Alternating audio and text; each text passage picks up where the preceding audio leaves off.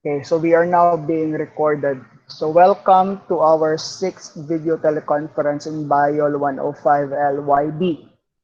Our agenda in this video teleconference will be to look at what's ahead in terms of our calendar of schedules. Number two is to look back at all of the exercises, the list of exercises we've done so far.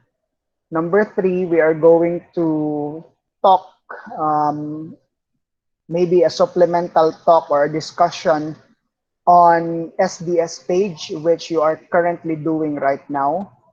And lastly, the most important will be, I will be presenting to you your midterm project. Okay, so we are now in the second week of February and we are on time with our video teleconference. In fact, we are one video teleconference ahead. By now, you should be halfway with your work on exercise 6, no, on SDS page, and you should have already viewed the videos in eLearn. Next week will be the midterms week, but since we don't have a midterm exam, you will be free in terms of this subject, no, next week. Instead, I will be giving you your midterm project today, and you can work on it. You have 2 weeks to work on it because it will be due on February 27, okay, Saturday. So what have we done so far? We're already more than halfway of all the exercises in this laboratory course. So we are now in SDS page. And this is the uh, point of discussion for this afternoon. Okay. But before we go to what was done specifically in our exercise, I think it's important for us to look at a method called self-fractionation, okay, in the laboratory.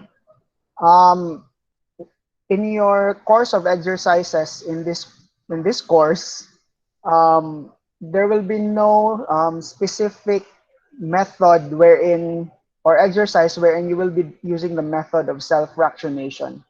But I think it will be beneficial for you to be aware, you know, of the basics of this. All right. So from the word self-fractionation, can anyone in the group um, um, guess what this method is for? Self-fractionation.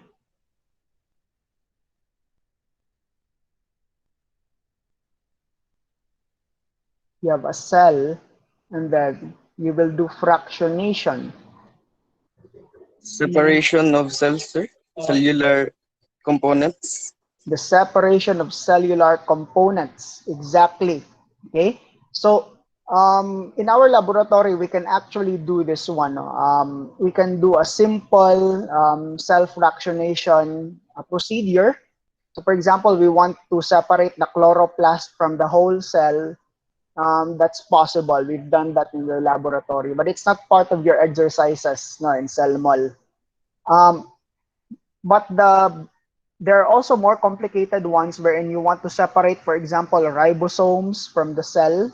That's more difficult because the ribosomes are a lot smaller than the chloroplast.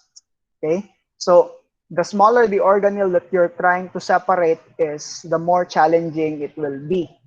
Okay, it also depends on the nature of the organelle. If your organelle is the endoplasmic reticulum, that's quite difficult to separate from the cell because that's not globular. That's like a sheet of membranes, no, ang endoplasmic reticulum. So what's the general process in doing self-fractionation?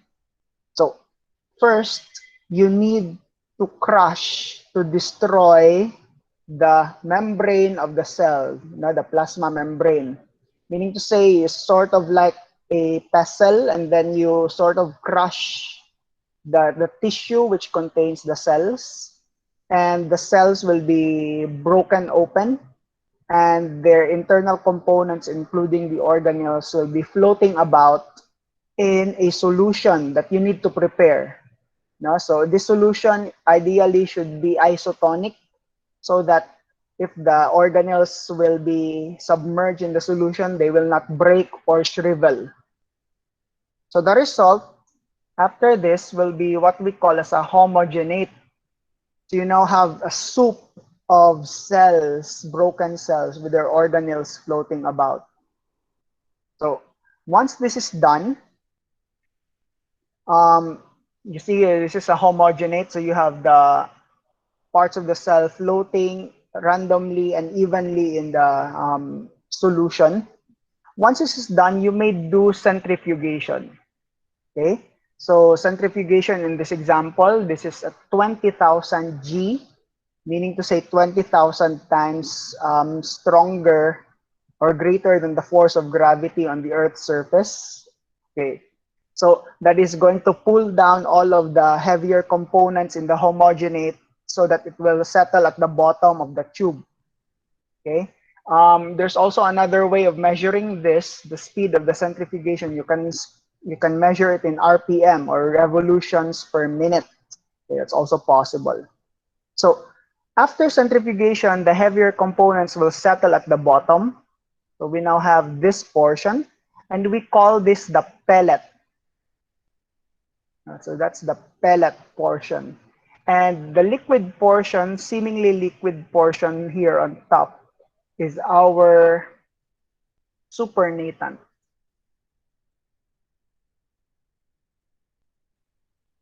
Okay.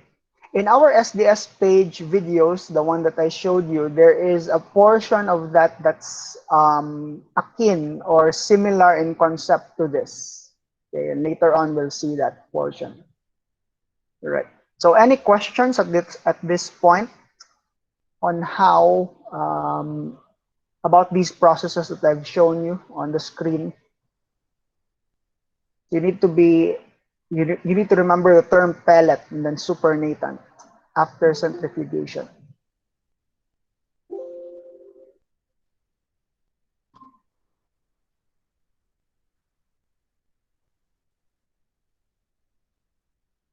Okay. So next, um, since okay, after centrifugation, only the heavier components of the cell will settle down in the pellet. No, these are the heavier components like the nuclei or the mitochondria or the chloroplasts or even whole cells.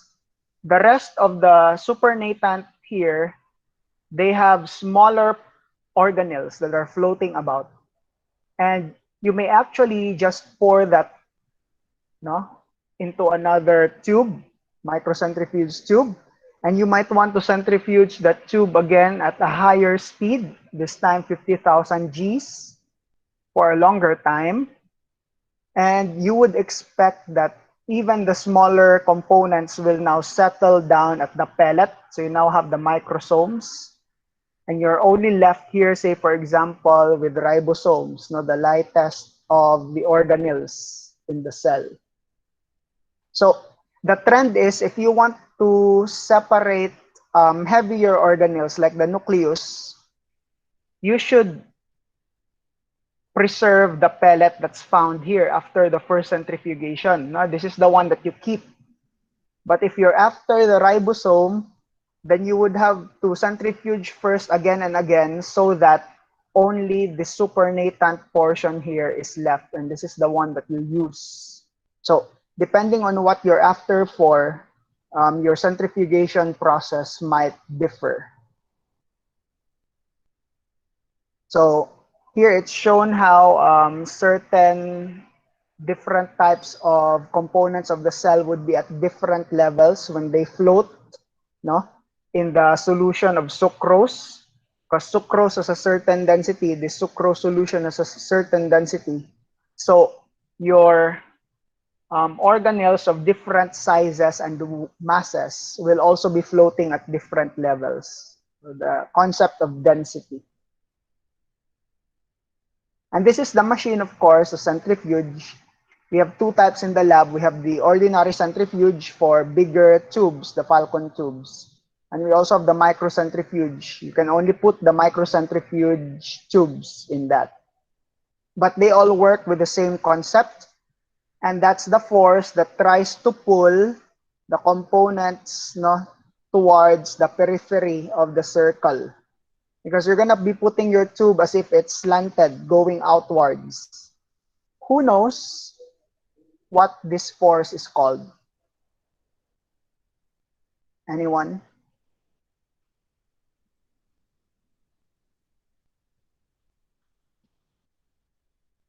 Ah, Go. so, sir, wala Go. na share ang screen, sir. Ay, okay.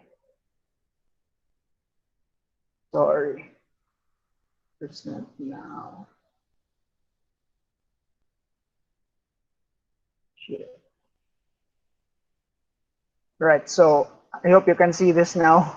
Okay, so when we use the centrifuge, no, we have the microcentrifuge or the ordinary one. It actually brings all our samples in a rotation like this, very fast, 50,000 Gs or even faster than that. It's gonna create a force that's sort of pulling all of the components away from the top of the tube. Anyone from the group knows what this force is called?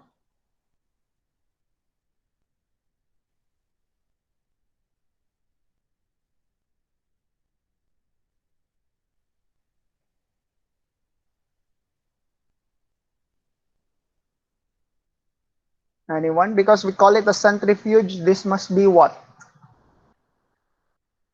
Gravitational force. No, but it's a magnification of the gravitational force. Sort of, you have another person that you're holding by the hand, and then you turn, no? You turn like that. And then the person will feel like if you let go of that person, the person will fly away. So what kind of force is that? Tries to pull the object away from the center.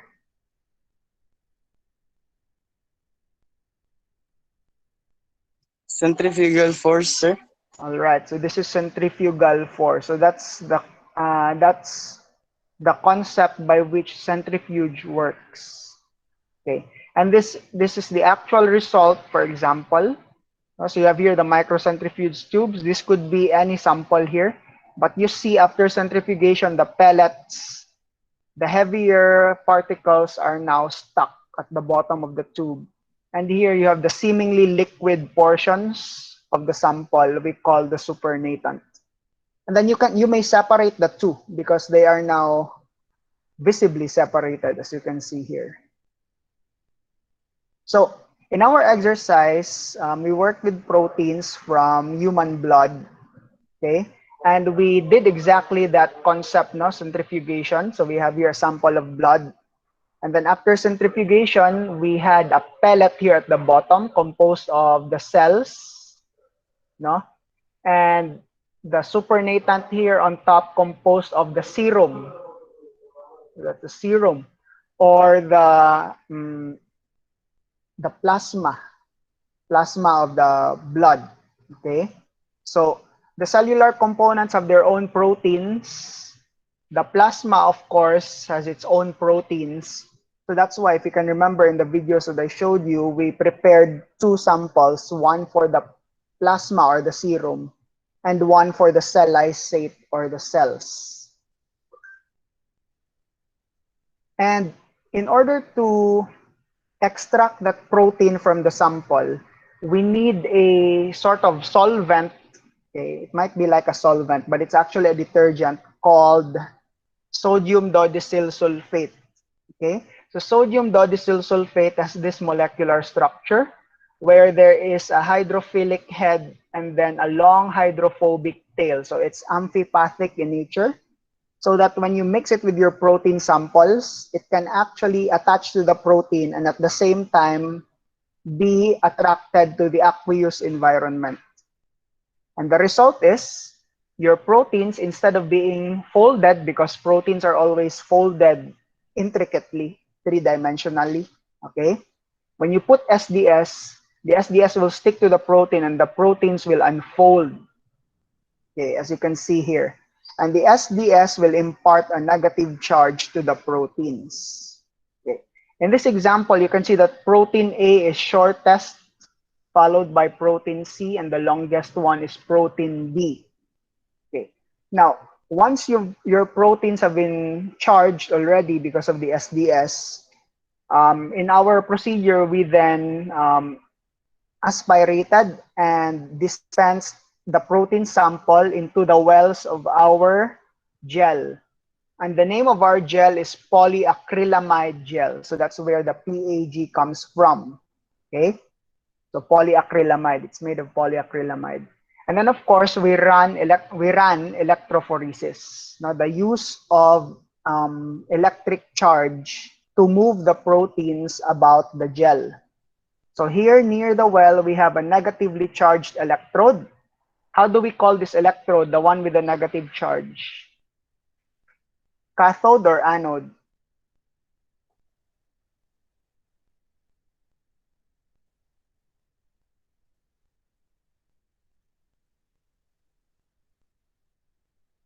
Negatively charged electrode. Cathode, sir. All right, so this is the cathode. The cathode. And then the anode is on the opposite end of the gel. And because our proteins have already been have gained negative charges because of the SDS, when we turn on the electrophoresis apparatus, they are going to be attracted going down the gel to the positively charged anode.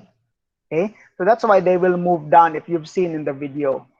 And what happens is the lighter proteins, the smaller proteins, in this case protein A, will be able to move through the gel easily. So if you notice here, protein A was able to reach farthest in terms of its movement down the gel. Okay? While protein B, which is the longest here, is only able to move a bit. No, given the same time, it will only be moving a bit because it's too big to easily move through the gel. While protein C, because it has the medium size, it will be somewhere in the middle of the position of B and A. So in SDS page, we are relying on the sizes of the proteins to sort of differentiate them. Okay, but we may never be sure because we're only reliant on the size of the protein molecule. No, because some proteins could be similar, but they have sort of different sizes a bit, or some proteins could be different, but they have similar sizes. So SDS page has that limitation where we're just able to identify proteins based on size, but not on exact components. The sizes of proteins, though, are measured in kilodaltons. So they're so big that they are now measured in kilodaltons. No? A dalton is a hydrogen atom, that diameter. So proteins are thousands of daltons big. You see here in letter B, an illustration of the gel. The gel, polyacrylamide, is actually a polymer, no? From the name itself, polyacrylamide. So meaning to say it's a mesh. It's a mesh of structures, as you see here. And there are spaces between the mesh, so that when your proteins are placed here on top and you turn on the apparatus, they can move through the gel because there are spaces. It's porous.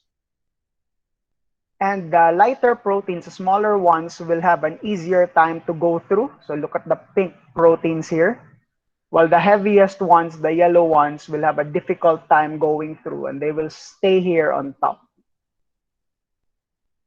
And this is a standard by which we can measure the sizes of proteins. So you see here, the proteins that are here on top are around 250,000 daltons, 250 kilodaltons, while the proteins here at the bottom are 10 kilodaltons big.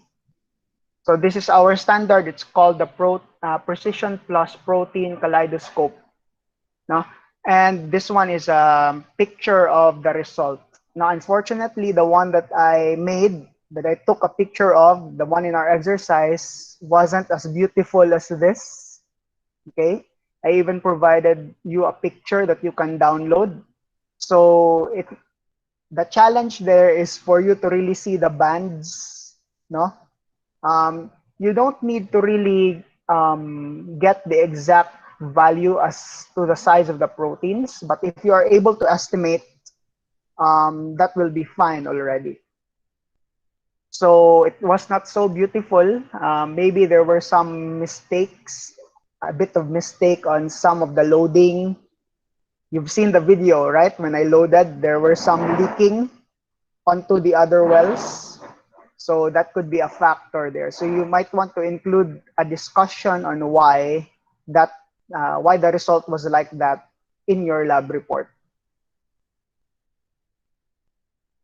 Just a review, we ran the gel electrophoresis at 200 volts at 400 amperes for 40 minutes. Okay, and then after that, we removed the gel. By the way, our tank buffer was also SDS laden. So when we removed the gel, we stained it to reveal the pattern, the tick marks, sort of the bands, using Kumase Brilliant Blue, which you know how this works. This sticks to the R groups of the proteins. And then we washed the gel with distilled water, and the result was the one that I showed you. Okay, so that's it for a rundown of gel electrophoresis. Notice that we didn't have a self quiz because uh, I believe um, this discussion will be more helpful or faster than having a self quiz, because the next part of our video teleconference now is your midterm project. Okay, but before we go to that, are there any questions on this? Sir, Yes. ay so ang pagdetermine sa size ay estimated size sa protein, sir, kay pwede ra dili mag-base dira sa standard kung wala siya, sir? Yeah, so even the standard now and the sample that I showed you wasn't clear. So you may just sort of compare them, just have arbitrary descriptions. So when I say arbitrary, you can just say the protein here is larger than the protein there, etc. Pwedeng ganun lang. Okay, sir. And also, sir, ang protein standard sa katong sa picture na imong gihatag, sir, kay i-appeal pa to siya, sir. Yes, that's part of the picture. So you can use that as a help for interpreting the results. Okay, Although it wasn't very clear. Okay, so again, you do not need to give me an exact value, no, because it wasn't so clear as well. But what's clear is that there are differences in the banding. No, if you've seen already the picture, there are differences between the lysate and the serum. So stick with that. Are there any more concerns on SDS page?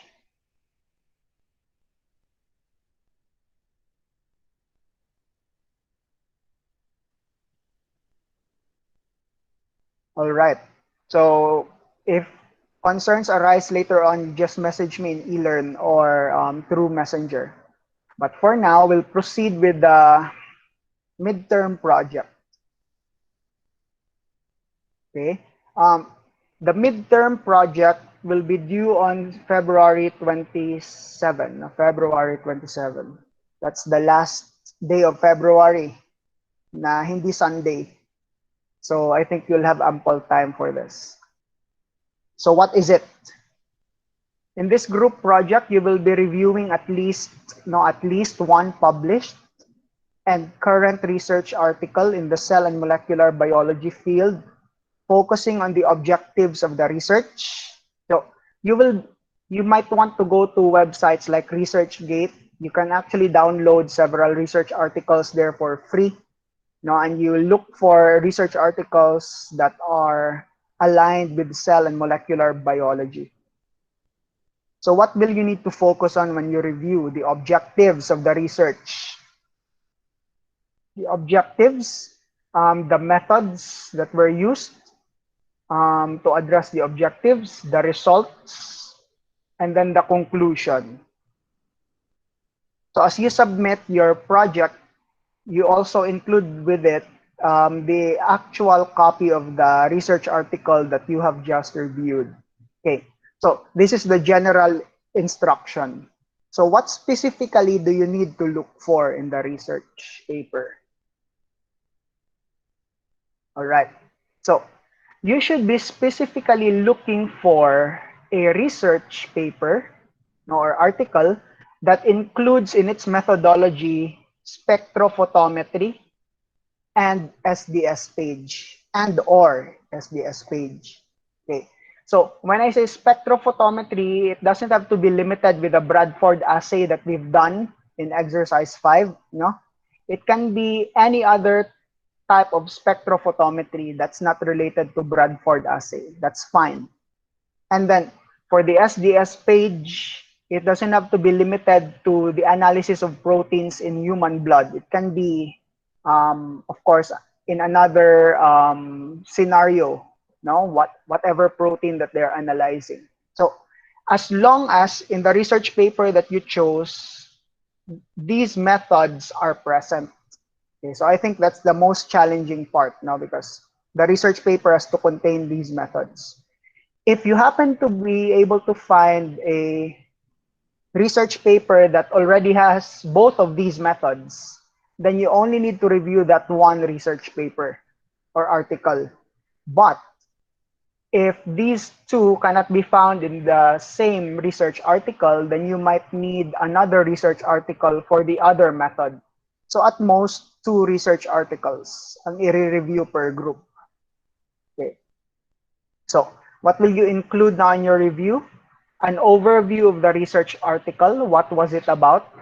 Okay, and the problem it was trying to address. Um, the specific objectives that it addressed, okay, using spectrophotometry and or SDS page. Then a schematic diagram of the actual steps done in the research in past tense, of course, because it was already done. Okay, like for example, preparation of the samples. How did the researcher prepare the sample? So you read the research article. What were the treatments and the controls? Are there any? And the protocol itself. If the protocol has a special name, you mention it. So for example, Bradford assay, diba, is a protocol. But if it doesn't have a special name, that's fine. You don't need to make a name for it. Okay. So if it's not mentioned in the research article that there's a special protocol, then just stick with that. There's none. And then point out the specific results. Okay. How did the researcher present the results? How were the results analyzed and interpreted? And lastly, what was the conclusion or what were the conclusions? No? Based on the objectives and then the results by the researcher. Okay. So you don't need to review the whole research paper, okay? Because you might find a research paper na kaunti lang yung spectrophotometry niya sa method. No? Just a portion of the method is spectrophotometry. Do not review anymore, do not include anymore the other methods. You may mention them, but just in passing, but focus on the method that I outlined here, spectrophotometry and SDS page. So the rest will not be included. Right, so at most 2 research papers per group due on February 27. Concerns, questions, clarifications?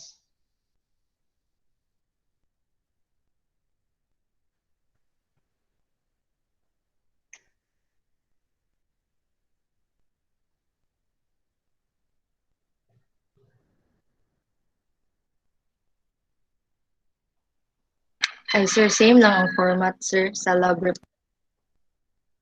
Yes. Now, I did not specify a format here, but you can use the same format as the lab reports. There's a title page, and then the rest of the parts follow.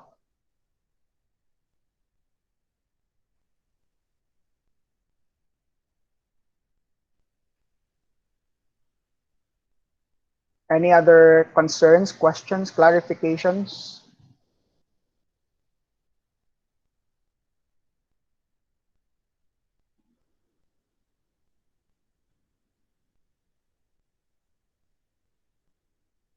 Do you think this is doable? You have 2 weeks to do this.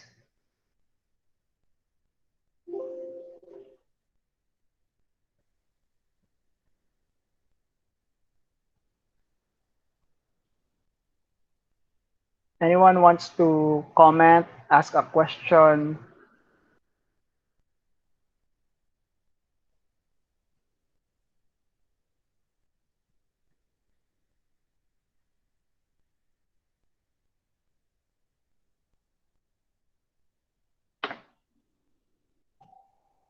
None? Maybe you're still processing. But if indeed there are really none, then I think that's a good thing, meaning you understood what you needed to do.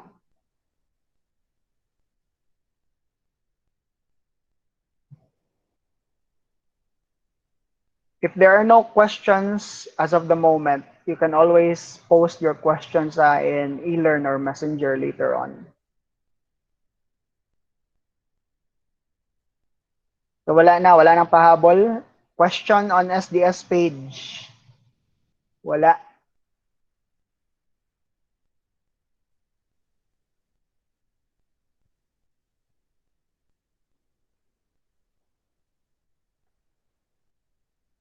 Wala na, sir. All right. Sige, thank you for confirming. So, guys, midterm na next week, no? Midterm exam for your other subjects. So I hope you will be prepared if ever you have exams, and that you will find time also to do your requirements for this subject and for the lecture portion. And have a productive day ahead. Thank you for joining in this video teleconference. I will be posting a recording of this later on our course wall so that you can go back to it. All right. Thank you very much for joining, guys. I think I will now be dismissing you. So you are now all dismissed. Thank you, sir. Thank you, Thank you, sir. sir. God bless, sir.